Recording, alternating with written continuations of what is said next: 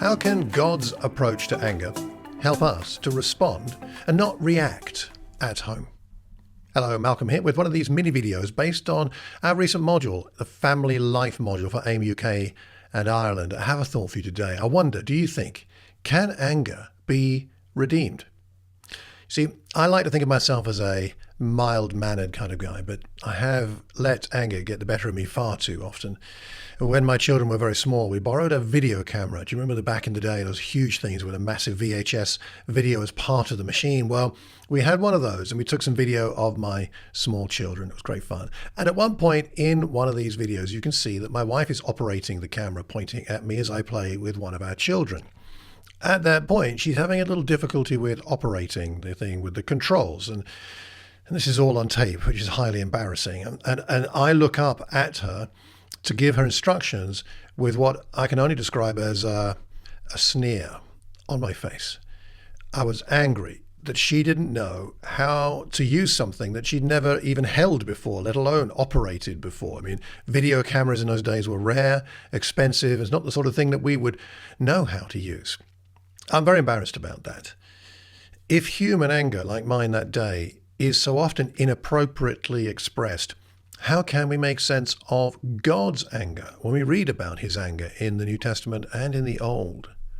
So let's talk for a moment about anger's motivation. You see, Paul Smith taught the class on the day for AIM UK and Ireland, and he offered a helpful perspective, I think, on this when he talked about anger and reactivity in the home.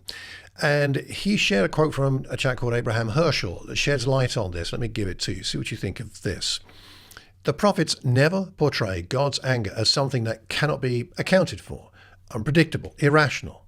It's never a spontaneous outburst, but a reaction occasioned by the conduct of humans and motivated, and I think this is the key, motivated by concern for right and wrong, for what is healthy and unhealthy, you could say.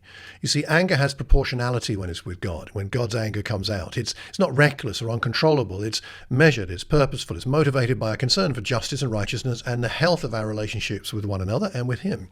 Ephesians 4:26 and 27 reminds a Christian, in your anger, do not sin. It doesn't say anger is a sin. It says, in your anger, do not sin.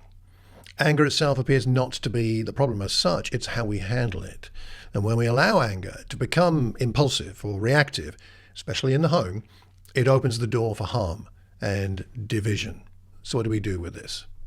It means that in our homes, it means that we must respond thoughtfully instead of impulsively when we're hurt or confused or fearful.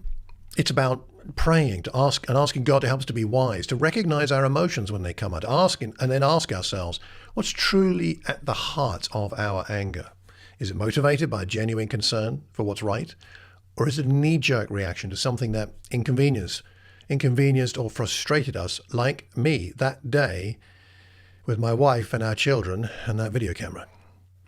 1 Corinthians 13 verse 5 reminds us that love is not easily angered. So let me close with some anger questions for you. Here's something to think about. How can you ensure that your anger, when it arises, reflects God's concern for right and wrong, rather than becoming a destructive force in your home?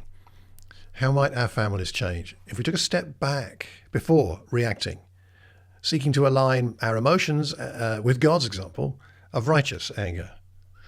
Let's pray and pray for one another that we can have homes that reflect God's heart, where anger is acknowledged but never allowed to control or to harm.